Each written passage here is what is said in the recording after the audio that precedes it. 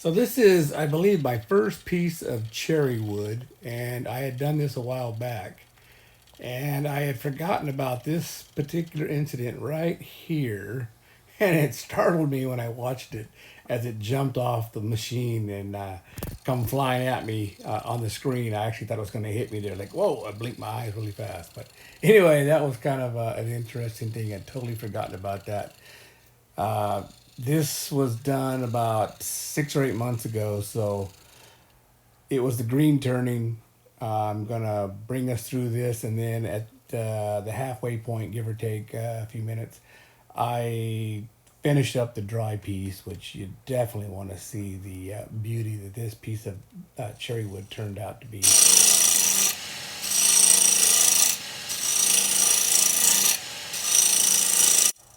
This piece of wood was steel green at this point. I had some end grain wood from the limbs that came off of it that later turned out to be very, very hard.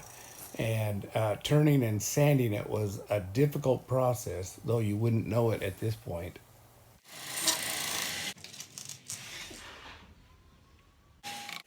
So I did the bulk of the hollowing with the Carter axe. Unfortunately, I don't get a good shot of it, but I really liked the tool. I didn't have a deep hollowing tool at this particular time. I actually do use it later on in this video, as the second part was done about 6 months later. It has a smaller tip on it, and I really like that deep hollowing tool very much. But I had been using this one very well on my hollowing projects, and it has a little bit bigger tip on it, so it kind of scrapes the inside really well and doesn't leave a lot of grooves. So it's a tool that I really like and I do recommend. That's the Carter axe.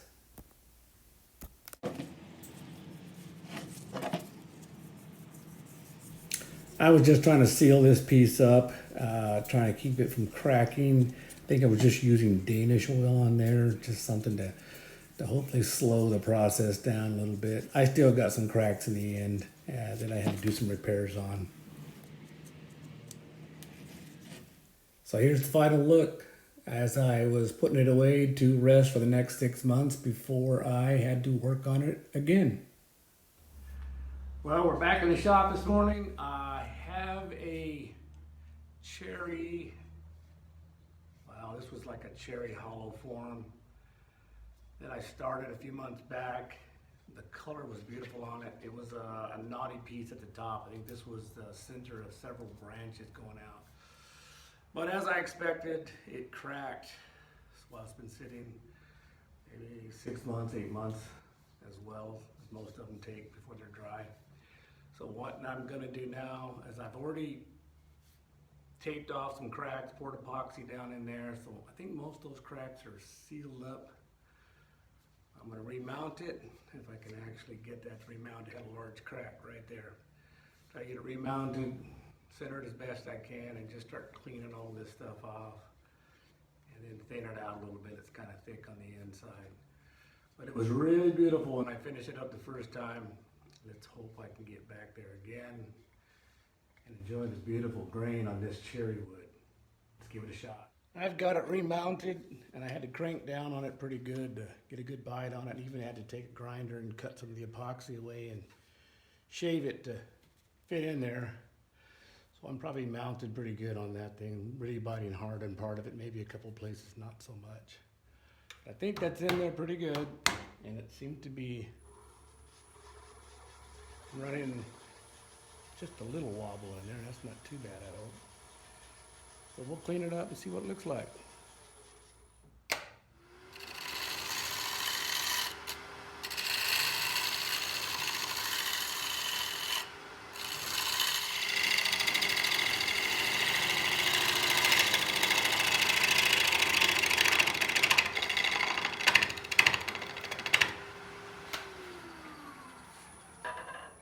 I got a few voids of the epoxy and a couple of cracks that showed up, so I'll probably put a little stuff in there before I can come back and sand it.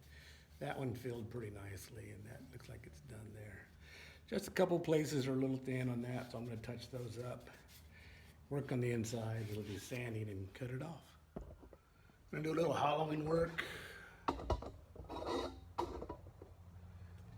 Do a little more on the inside with the Easy Wood Tools Pro Series Deep Hauler.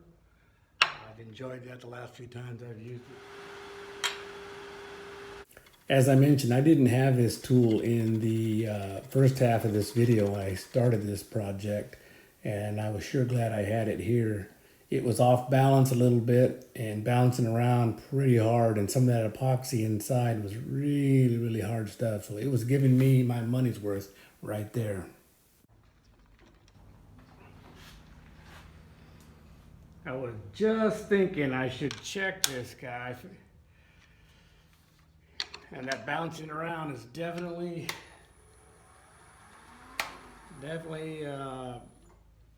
shook it loose a little bit.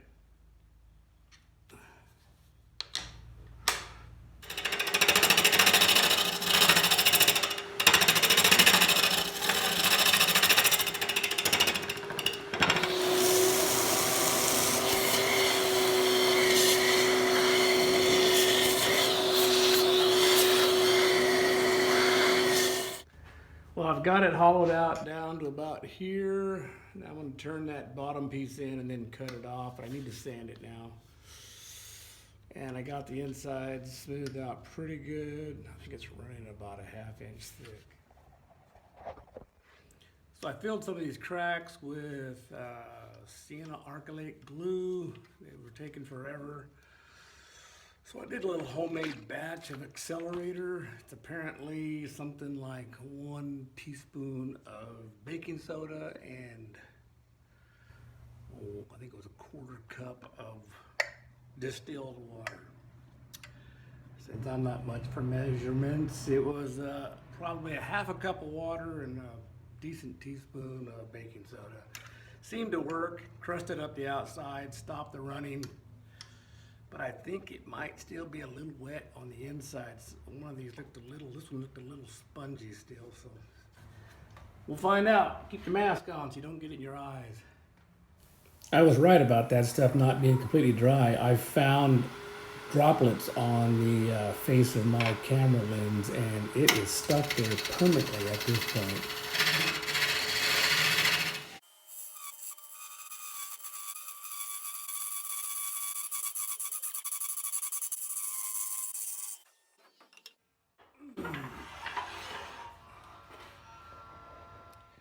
So I sanded through all the grits. I went from 60 to 400. Just do some touch up now. I was using the power sander, 5-inch disc. I really like this. Gets a lot of torque on it. This thing was hard as stone. I really didn't expect that, but this is end grain. This is all kind of knotted up. End grain, end grain, and end grain. There's at least 3 limbs that popped out of this thing. Actually, there were 4 limbs that came out of this crotch, and they were hard. So it took a lot to get it sanded with the first grit, and then each grit was really difficult. So I sprayed some water on there, and I think it kind of softened the grit. I wish I had sandpaper that was better for wet wood, like some of the Abernet or something. But that seemed to help out, although it did cling to the sandpaper. I had to use my little gunk remover. That helped out as well. At least the first 3 or 4 grits, I used that. It seemed to soften the grain a little bit, and it's able to get it off, and I wiped it all off and then sanded it. Probably should have showed you some of that, but most of you who are out there sanding have probably got your tricks up your sleeve as well. So far, looks great. I think the color looks good. We're gonna get some finish on it here pretty soon and see what we can do. And then all we have to do is cut it off and finish it. So maybe a couple of coats of some finish here. I'm looking forward to put something on it to get some color on it. But we'll be back with that shortly. Here's what I'm using. Antique oil finish. I heard rumor they may discontinue that, though I did see it for pretty reasonable, like $10 a container. Maybe or maybe not, it will be discontinued. I'm just gonna lather on some heavy coat right now, let that sit, and then do kind of a wiping off process when we're done, after it soaks in. This is a really hard wood, so I don't expect it to soak up much material. It was green when I turned it, and it wasn't punky at all. So this one shouldn't absorb much, so just getting the sheen on it.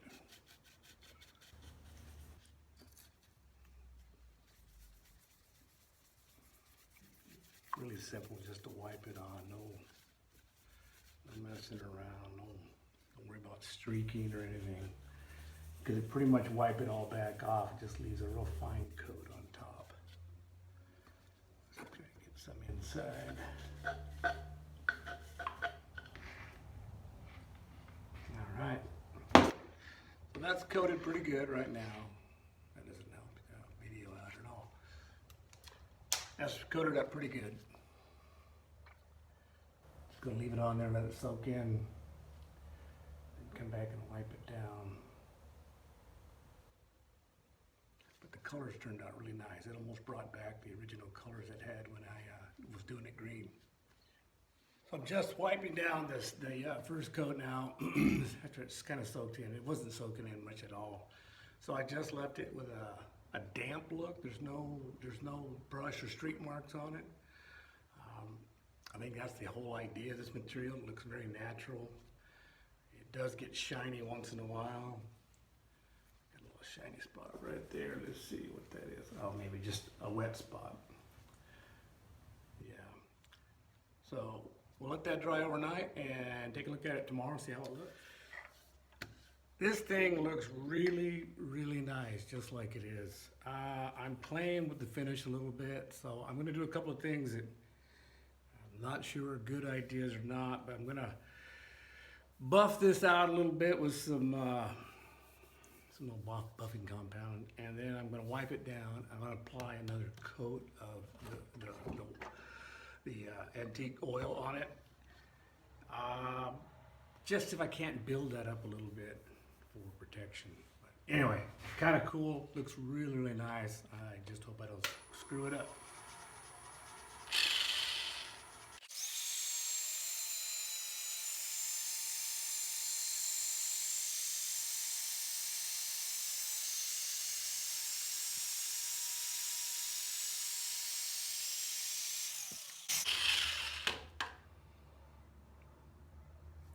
That didn't seem to hurt anything.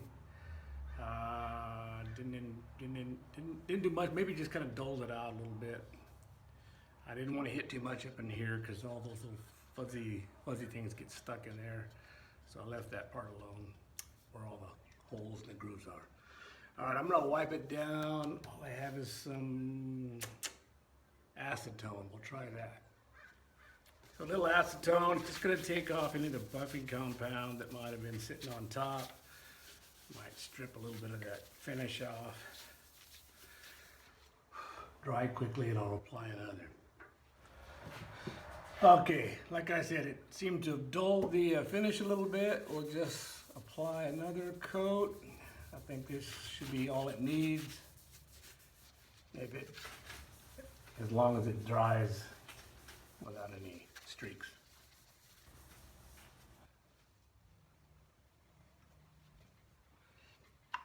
Well, here we are the next day. The second coat has dried.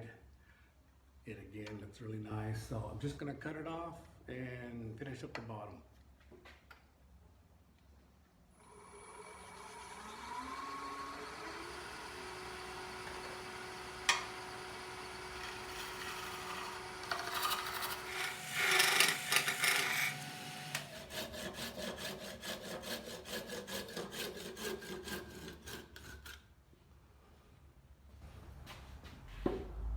Why take a chance and screw it up now? Let's just cut it off safely and finish the bottom. All right, I got the little piece cut off the bottom, put one coat of material on there. It already soaked in, it's a little stickier on the edges. It really turned out nice. It's just beautiful. Every one of those branches that were cut out of there were really hard to sand, but now they just give it some beautiful, beautiful color. Still has some of the sapwood in it, which is the light color there. And then the top, tried to leave it as natural as possible. A couple pieces chipped out when I was hollowing, so it got a little bigger than I was intending, but I think it turned out really nice. So there's a cherry hollow form bowl, however you want to look at it. And I think it turned out really, really good. So on to the next project. Not quite sure which one that's going to be yet. Thinking about that right now. Maybe I get something started today. So thanks for hanging there to the finish of the video, and I appreciate you watching.